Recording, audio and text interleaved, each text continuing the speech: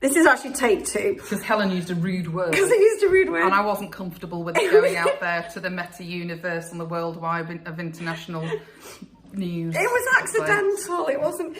Right, so She's policies. going to use the word pedantic anyway. Instead. So, policies.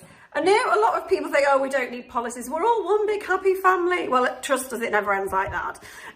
Policies are really important because if there's any issue, you can at least say, oh, right, okay, you've not followed this policy, absence management policy, for example.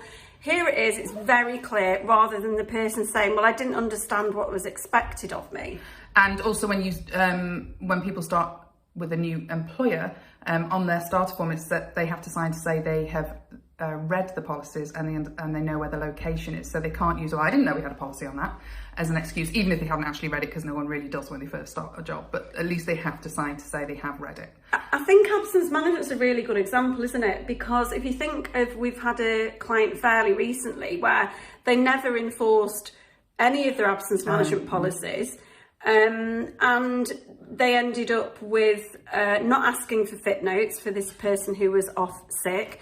And what was happening, that as they realised something just wasn't quite right, the person started to just send in letters from the GP. Now, when you read these letters, you realised these were not from the GP. Anyway, so it's really important. Get a fit note so you know it is absolutely from the doctor. And they all, and employers also, once they start quite small, they think, oh, it's fine, it's fine that I know them and they're a friend. Yeah, one big happy family. It's not, it never ends up, it never, ever works. Even if there are only 3 people in the firm, have a handbook. You might not use it for the first 5 years, but have a handbook.